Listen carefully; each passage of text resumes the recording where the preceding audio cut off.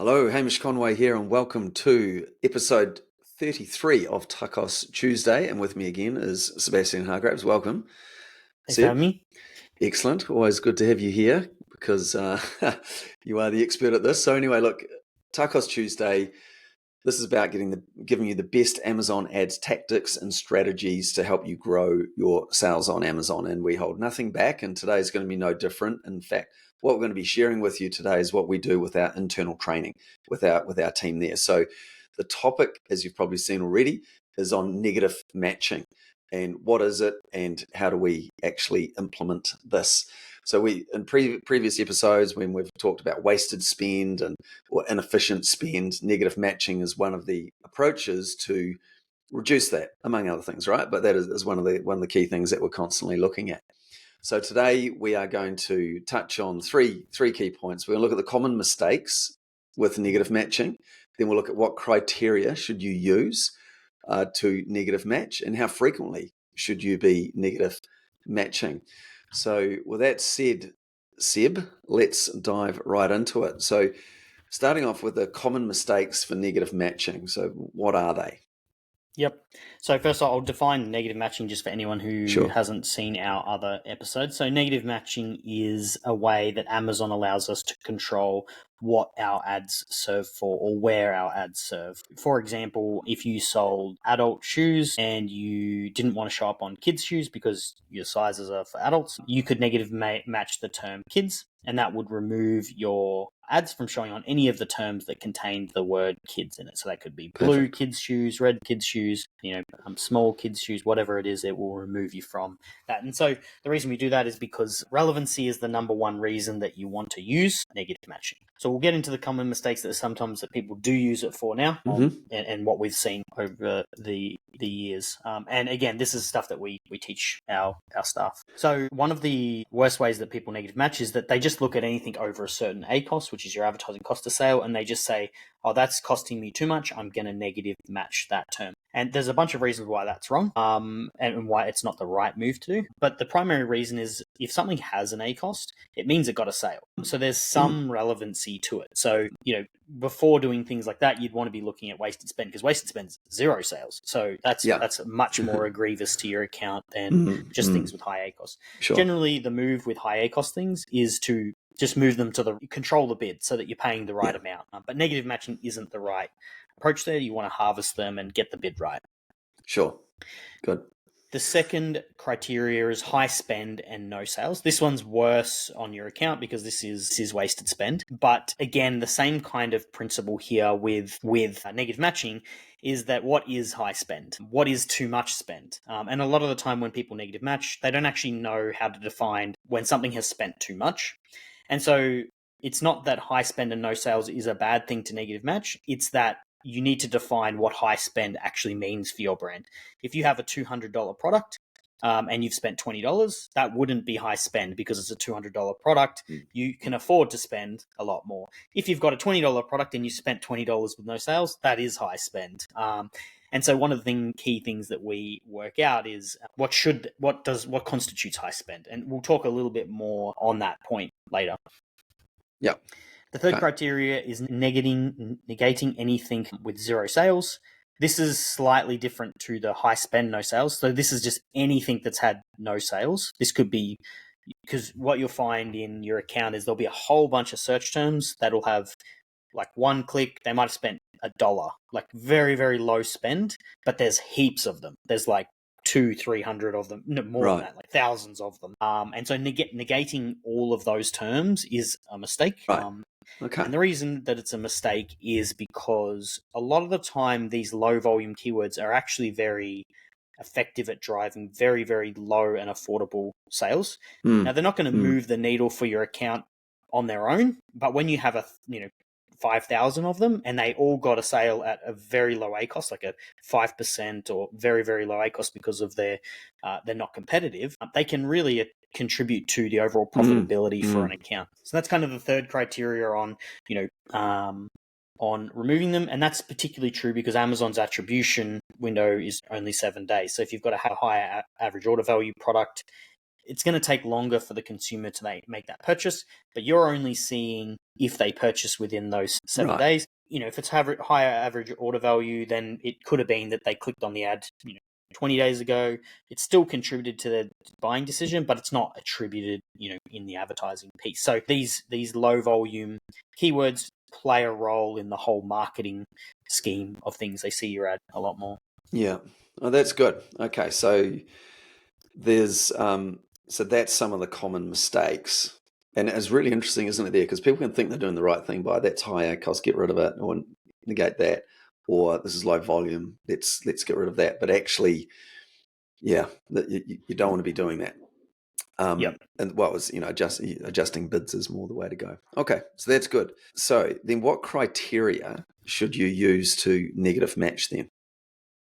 Yep. So the number one reason you should get, because the last slide, people might be like, well, when do I negative match them? If I don't do it for high spend, and we're not saying that you don't do it, by the way, for high spend, but sometimes the thing is like, well, when do I do it? And so the number one reason that you'd want to do it is for something that's irrelevant. Correct. Yeah. And so that's the number one reason. It's like, I'm selling glasses and they're not prescription glasses. I'm going to get rid of the term prescription because obviously people that are buying prescription glasses are looking for something very specific that they need. So that's the number one criteria. So that's when you should. The second criteria would be that, and this kind of comes back to this, high spend topic we mentioned before, but the second criteria is how many clicks does a search term have and how many clicks on average does it take to get a sale?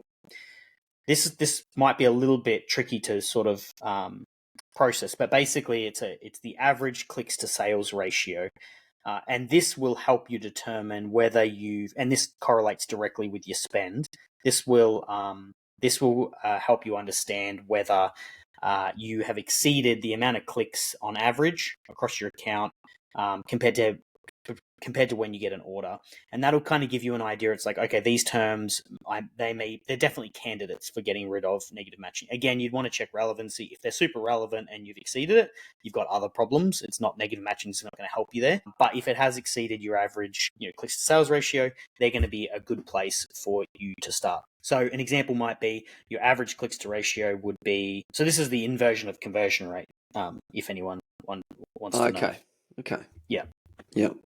So if your average clicks to sale ratio is 8, so every 8 clicks you normally get an order, and you might be like, okay, if I exceed 3 times that, so if I exceed 24, my AC, we call it the ACTC.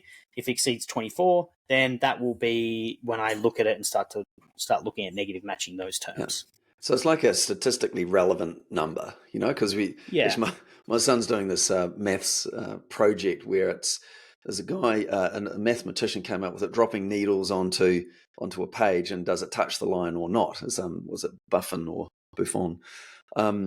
It's interesting when you look at you drop it 5 times, and I only hit the line once, but after 10 times it had hit the line 3 times, and after 20 times it hit the line.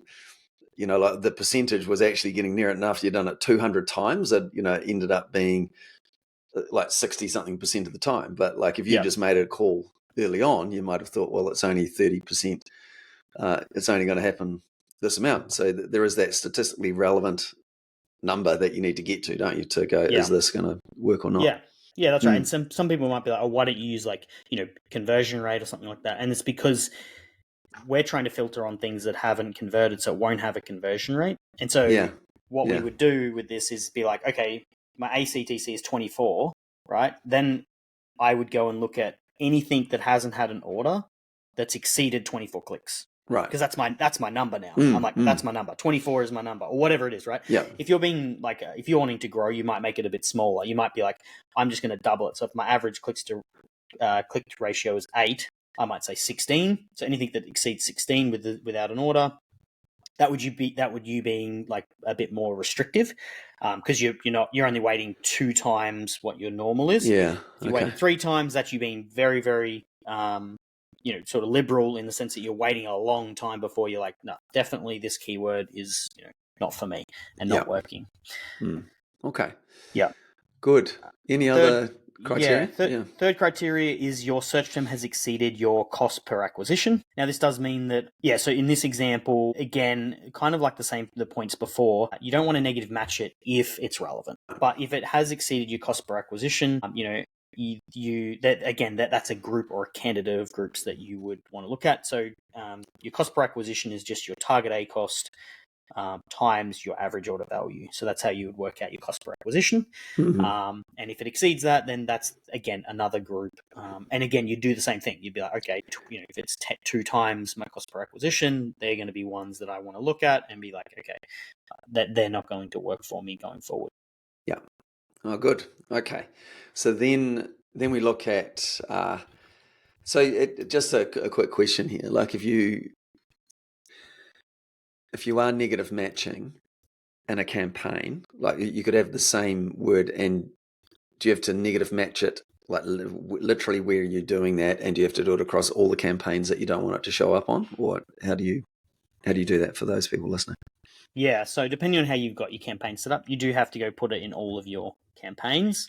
Again, depending on how you got your campaign set up, if you're using a lot of phrase and broad, you're likely going to, those terms are phrase and broad, match types serve ads kind of very liberally, so you'll need to go and add your negative matches there. If you're only using like exact match, then you might be able to just, you won't have to do it on as many campaigns. Yeah. So. Okay. Good. And so how frequently should you be negative matching? So frequency will depend on the age of the campaign. So newer campaigns will need to be negative matched more often because they are new and they're finding new data, and you're not sure yet what they're going to be showing for. And then once the campaigns get a few months old, you can start to move to, so for new campaigns, we're doing it roughly per week or fortnightly. Okay. Depends how much spend, as well is going through the campaign. If it's a lot of spend, that's going to be a lot of data collection. You'll probably do it weekly. If it's not as much spend and it's a new campaign, maybe you'll do it fortnightly. And then once it's established, you can move to like a more monthly cadence or quarterly, even if it's, a really established account. Yeah. And you've put a lot more into exact matching, so you know what it is that you are really wanting to achieve. Yeah. So it is, exactly. It's interesting. Yeah, just that it depends on that timing there. So early on, it's massive data gathering, isn't it? And because you are constantly fishing for, are there other search terms out there that could work for us?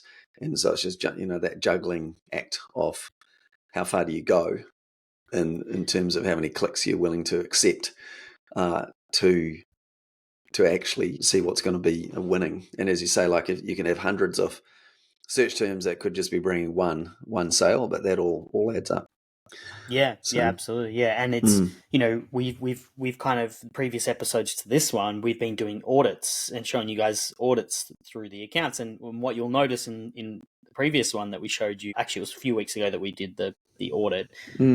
But when you have a lot of research and a lot of auto campaigns, you've got a lot of wasted spend. And so this is one way that you can combat those things. So, this episode's a good tie-in to what you guys have seen with the audits that we've done. It's like those brands that had that wasted spend, they just weren't, they weren't doing two things.